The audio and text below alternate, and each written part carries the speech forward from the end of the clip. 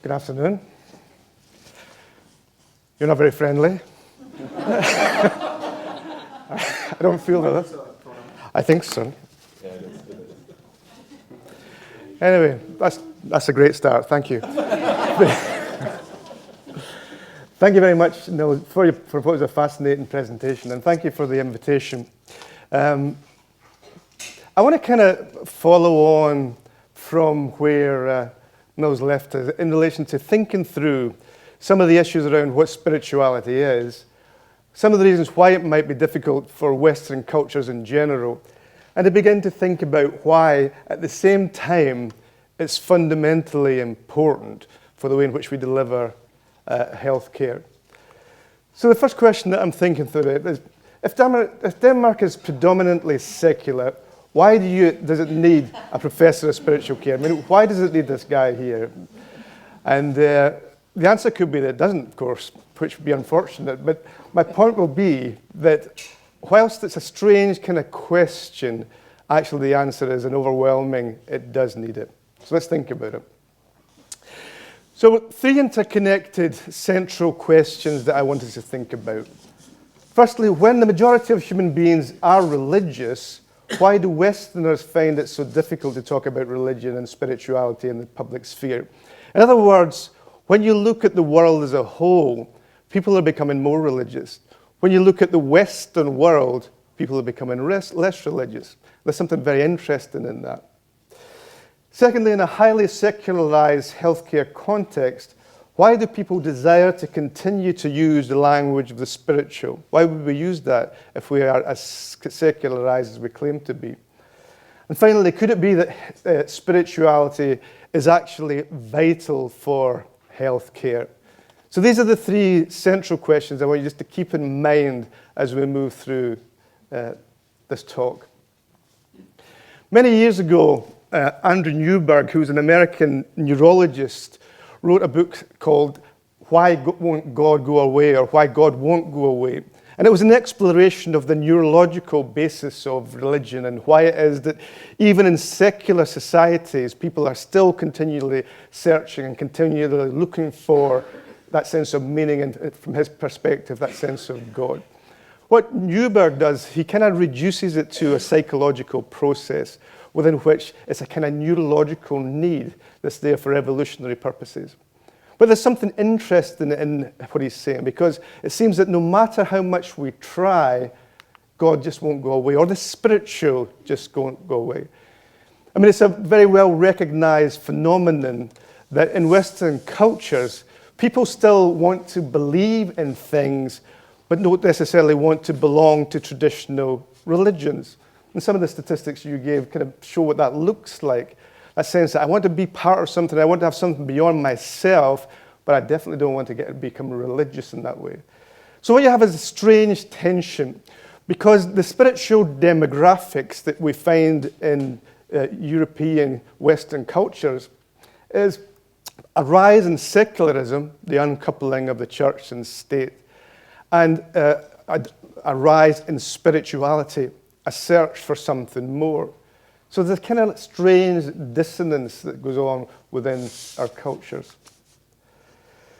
So one of the things that we notice, particularly if you begin to look at the literature around spirituality, is that spirituality in healthcare is defined primarily in non-religious terms. So you could, in some senses, describe it as non-religious or post-religious spirituality that people tend to be talking about, with 1 or 2 exceptions.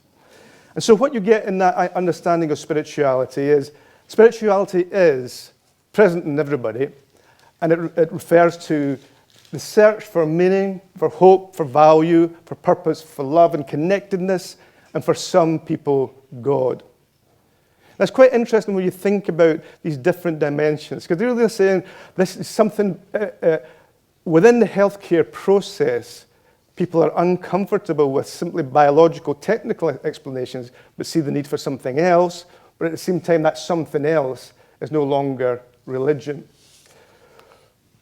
So spirituality in its post-religious form tries to answer these 4 questions. Who am I? Where do I come from? Where am I going to? and why? Now, these are the four big existential questions that traditional religion has always sought to seek through its narratives, through its rituals, and through the way in which it creates people's perspectives on themselves, on the world, and on God. But in a post-religious context, if in fact that's what we have, then these questions change. They shift. People find meanings and find answers to these questions in different ways. Through work. I mean, work's a very good example of a spiritual practice in this sense. Where do you find your identity, who you are, where you come from, where you're going, and why? Through your employment. Which is why retirement becomes a spiritual crisis, because you lose your sense of who you are. Because if you don't work anymore, and if that's how you built up your spirituality, then you have an existential crisis. And my colleague, who's a gerontologist, says you need to begin to prepare for your retirement in your early 50s. Otherwise, you're waking up the day after your retirement and you've forgotten who you are, or you've lost the sense of who you are. And there's some logic in that. If I ever get to my early 50s, I may take out. And I don't know why you're laughing, because it's very cruel. So these big questions. But what's interesting is these big questions and that post-religious understanding of spirituality fits perfectly with individualistic Western culture. Because who am I, where do I come from, where am I going to, and why, is very much in line with our individualistic ways of thinking. So spirituality, in that sense, a sense for my meaning and my purpose and my value, sits nicely with an individualistic culture where we make our own decisions, where we have choice, where we have freedom, we have individualism, and so on and so forth. It makes much less sense if you're, for example, in Africa, where you have a completely different understanding of the self, a completely different understanding of community within which you are intermeshed. I become who I am as I engage with you. So the type of spirituality that people talk about in the healthcare literature and beyond tends to be a mode of self-actualization. And it's very culturally bound. It fits really neatly with the way in which Western cultures think about individualism and the idea of choice and freedom and autonomy. So think about it in this way. Spirituality in healthcare has certain features that I think you'll find interesting. So I'm going to give spirituality a bit of a prod here before I begin to show what it's, how useful it can be. But first of all, healthcare spirituality has to function like an antibiotic. Now, within the healthcare systems that you guys have and we have in the United Kingdom, it's necessary for everything to be generalizable. So you couldn't have an antibiotic that works only for one person. It has to work for everybody. And likewise, you can't have an understanding of spirituality that only works for one person. It has to work for everybody. And so you get the mantra of spiritual care is for people of all faiths and none, which is a good thing. Of course, it's a good thing. But it indicates that we need to develop a type of spirituality or an understanding of spirituality that is generalizable, that's universalizable, that fits into the system as it stands. So it's assumed to be a generalizable concept that must apply to everyone. It must not appear exclusive or excluding. It definitely must not offend anybody. One of the interesting things you may have noticed in the healthcare literature on spirituality is it's almost always about good things. It's almost about how good spirituality is for you, how helpful it is to find meaning, how valuable it is to find purpose. It's very rare for you to get a paper that says spirituality has a dark side. For example, the search for meaning and purpose and hope and value could be worked out in killing one another. That could be the way that I find my meaning and purpose and value. In other words, it has no moral boundaries.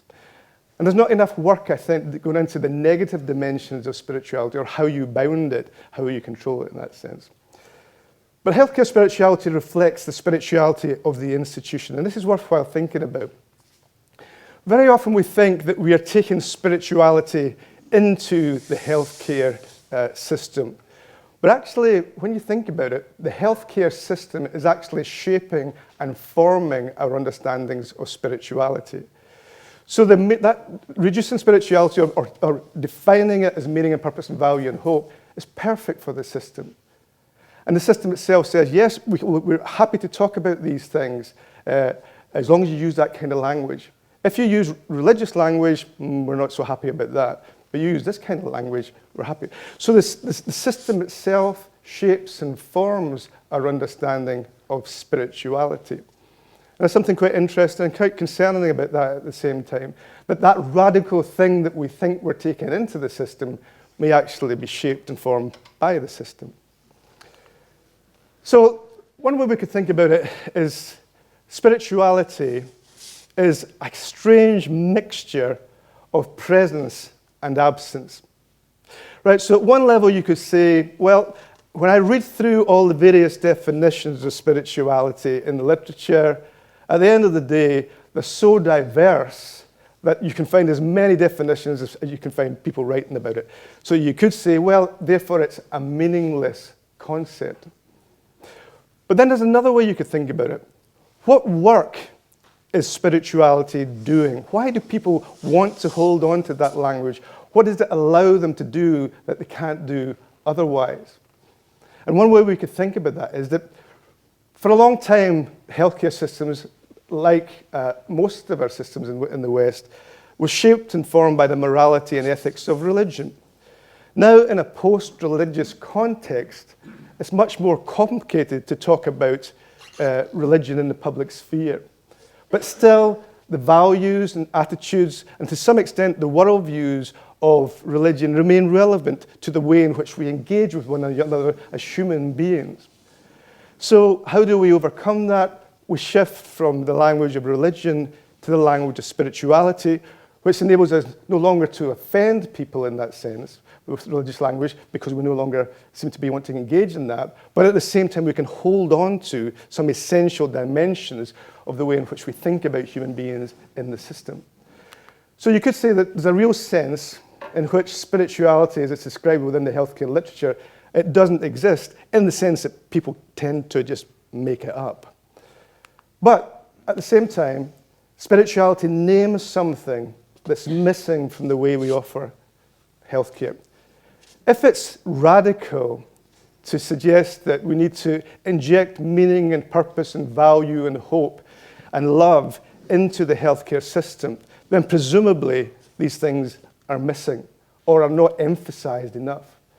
So whether or not spirituality exists as a thing like a table or a chair or a clicker, it does good work because it raises our consciousness to aspects of humanness that actually can become invisible within a kind of technical, biologically oriented system. So spirituality helps us to pay attention to certain things that are invisible if we use different kinds of language, because it does capture some nuances that are actually quite unique to that term spiritual. So with these provisional thoughts in mind, I want us to think about why it is that people struggle with spirituality. So spirituality maintains the humanness of healthcare systems. So if that's the case, so why would anyone question the significance of spirituality?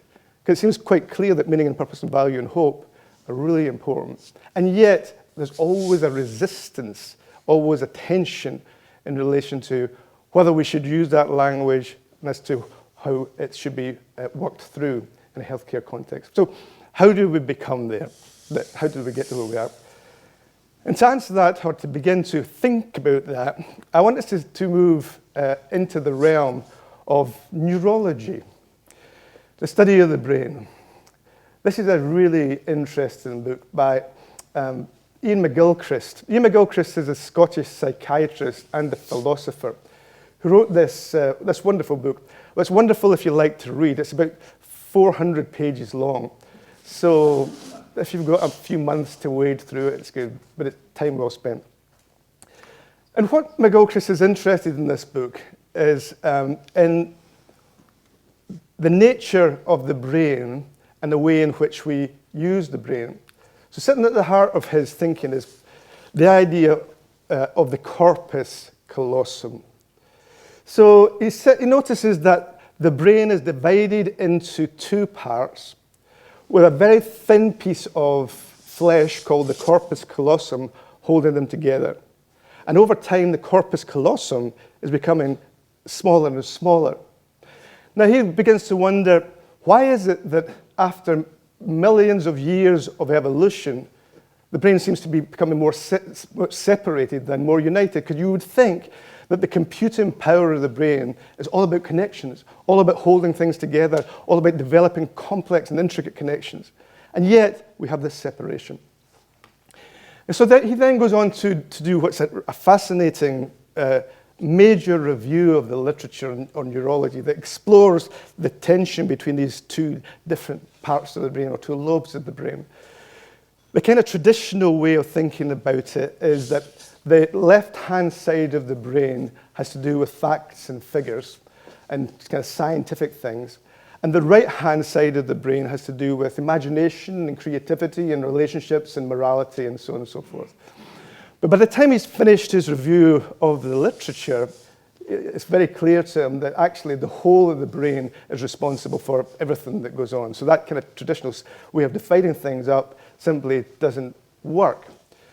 And so he begins to think, well, what is it that is going on here? What is the nature of the separation of these two aspects of the brain? And the way that he works it out is each lobe of the brain is designed to pay attention to the world in quite particular ways. So he says that the left-hand side of the brain is designed to pay attention to the world in a close, clear, focused, grasping kind of way. So he uses the illustration of some sparrows or some birds searching for food on a pebbled surface. So they need to be able to use the left-hand side of the brain to focus in, to find food, and to be able to discern what is a pebble and what is food. Right? So narrow, focused, grasping ways of paying attention to the situation.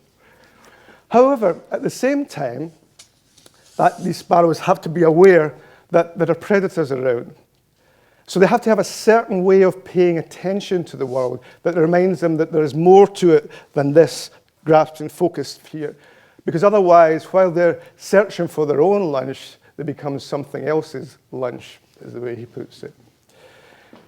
And so what McGilchrist comes to see is that the way in which we, in Western culture, since that period of cultural history called the Enlightenment, when we moved from an understanding of the world in terms of God to an understanding of the world in terms of human ability, intelligence, and technology. Since we made that move, and since a particular way of paying attention to the world became the norm, that had a profound impact on our understanding of humanness. And so he says that as a culture, we've tended to focus on the worldview that comes to us from the left-hand side of the brain. That focused, grasping, narrow way of paying attention to things. And you can see that within the way that capitalism works itself out. You can see that within the educational system where people are more and more saying we need to fix on engineering and science as opposed to the humanities. And he says over time we've managed to hardwire ourselves to a very particular way of paying attention to the world. And what McGilchrist says is that we need to open up the way that we see the world, to pay attention to the world in a balanced way that helps us to focus and grasp and look closely at things, but at the same time have the kind of imagination that enables us to pay attention to the fullness of what we see. Now, so in essence, he says people may be becoming hardwired not to take spiritual things seriously. Culturally, we may over time simply be focused in and paying attention to the world in this way that we've forgotten how to pay attention to the world in other ways. Now, if that's right, and it certainly contains a good deal of truth, then it doesn't make any sense to people nowadays when you begin to talk about the things of paying attention to the world in these imaginative, creative, spiritual ways, because that's just not on people's horizons. So if you say to somebody, I believe in an invisible God, it sounds ridiculous if you're paying attention to the world according to the left-hand side of the brain. It sounds less ridiculous if you're paying attention to the world with the right-hand side of your brain. And so what we end up with, he says, is trying to force, in his case, God into a round hole. And it's not because the idea of God and religion is ridiculous, it's just has become not the way that we have been taught to pay attention to the world. And so if you pay attention to the world purely on the basis of empiricism, for example, then you have an issue, because empiricism is that philosophical system that says the only things that can be true are the things that fall upon the retina of the eye, things you can see and feel and touch. But of course, there's no empirical evidence for empiricism. You have to believe it. And it fits much more nicely into your left brain than it does into your right brain. And so over time, we come to pay attention in quite particular ways. So at the heart of some of the tensions around spirituality is this kind of friction between empiricism and philosophical materialism. All there is what I can see and feel and touch. And the possibility that there's in fact something more to being human than that which we can measure or control. So McGilchrist is talking about that in big cultural terms. But my good friend and colleague, David Hay, actually before McGilchrist wrote this book, found himself pushing in a very similar direction. Now, David Hay sadly died a couple of years ago. He was a zoologist who worked with us in Aberdeen at the Centre for Disability, Spirituality and Health. And his central hypothesis was that human beings are hardwired for spiritual experiences. Now, in other words, for evolutionary purposes, he would suggest, we have a need for the spiritual. And in his book, The Spirit of the Child, he does two things. He does a fantastic scientific exploration into the biological roots of spirituality. And he looks at twin studies, he looks at genetics, he looks at neurology and a whole variety of things to indicate that there is something about human biology that actually gives him an openness and a space for the spiritual. So he's not arguing from a religious point of view, he's arguing from a biological or a zoological point of view.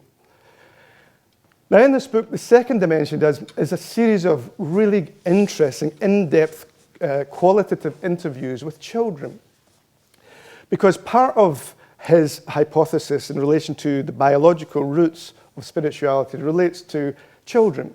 Because he thinks if we can encounter or discover spirituality in children, then it begins to kind of add support to his more scientific way of exploring the issues. And so he notices right from the beginning that children have a natural openness to spirituality. So they have a sense of awe, a sense of wonder, a sense of openness to other people, which he begins to think about in terms of spirituality. And so his children are inherently spiritual. Children's spirituality, he names as, I'll come back to it, is present from birth. I'll come back to that idea of relational consciousness in a second. This spirituality is present for biological and for evolutionary purposes. So what he notices in these interviews is that children have a natural desire to relate. They're always open to something beyond themselves, always relating, always open in some kind of community. And he names this kind of what he would consider spirituality, relational consciousness, which is an awareness and an ongoing awareness that we are not simply individuals, that we're always connected. And the way that his research works out, he shows very carefully and clearly what that looks like in the lives of children. Now, one of the fascinating things that he then goes on to point out is that there's a tendency within the education system to despiritualize children. So they have this natural spirituality, but the way in which we educate children tends to take it away. So he says children are taught to think logically and rationally, what McGilchrist would say is according to your left brain, and to downgrade or even exclude the preschool spiritual experiences that were so formative of their early perception of the world. So once they go into the educational system, those things which are fundamental for them, relational consciousness, tend to be sidelined or even to be seen as insignificant. And he identifies the spiritual repression with certain forms of frustration and aggression encountered by children in their teens. So some of the problems that teenagers have, he says, has to do with the way in which the educational system has crushed them down, has inhibited their spirituality. So he talks about despiritualizing institutions, and we'll hold on to that, but I'll come back to that in a second. But what's very interesting, in some senses, is the conclusions that he comes to. So he talks about the idea that actually secularism, as we've come to understand it, is a social construction. It's something that's constructed by the type of society that we have. And so he talks about the way that Freud, and Nils brought that up, talks about religion as a social construction. What David Hay suggests is actually the dynamics the other way around. It's secularism and atheism that are actually social constructions. So he says individualism is a myth created by the type of culture that we've formed since the Enlightenment. So the idea that we think we are who we are through choice and freedom and autonomy is something we've created and constructed. And from his biological point of view, he says it's not particularly healthy. Secularism is a myth which has been created by Western culture and which now appears to be normal. So for David Hay, then, spirituality is a part of our normal human condition, but the way in which we've come to explore the world makes the expression and articulation of that spirituality very difficult. But one thing I want to go back to in relation to what he's saying is that idea of despiritualizing institutions. When David Hay says that the way in which we educate people tends to despiritualize them in significant ways. But could it be, and this is maybe the challenge for all of us, could it be that the way that we have been learned to do healthcare actually despiritualizes the process of healthcare provision, and actually despiritualizes people's experiences? I don't know if you've ever thought about it, but organizations and institutions can have mental health problems. If you've ever worked in the National Health Service in Scotland, or actually if you've ever worked for a university, that's the place to find significant psychopathology. No offense. But it's true, because an organization can be psychotic. So when you're in there, everything seems to be absolutely fine. But anybody outside looking in thinks, what on earth is going on in there? Institutions can become depressed, where everything is a slog. You put forward an idea, people put it down, and it's just, I can feel the resonance. And they can become neurotic, and they can become even psychotic, and all of these things. Now, the point is that there is a corporate mental health that runs through an institution. But there's also a corporate spirituality that runs through an institution that places boundaries on what we can understand, what we can't understand, what we consider to be appropriate, what we consider to be inappropriate, who we are as an organization, where we're going to, why, all of these things. And it's very easy for that corporate spirituality to be negative or to be crushed down altogether. So what David Hay is saying is keep an eye on your institutional structures, because ultimately they will shape, form, or dislocate your spirituality. And I think that's really, really important, because for this reason, who is it within any institution that's going to hold on to the spirituality or hold on to the soul of the organization when all these other things come crashing in? Who is it that's going to be the sole carer for the organization? And if we were to go with those who are completely anti-spirituality or anti-religion, then the danger is you end up with a soulless organization.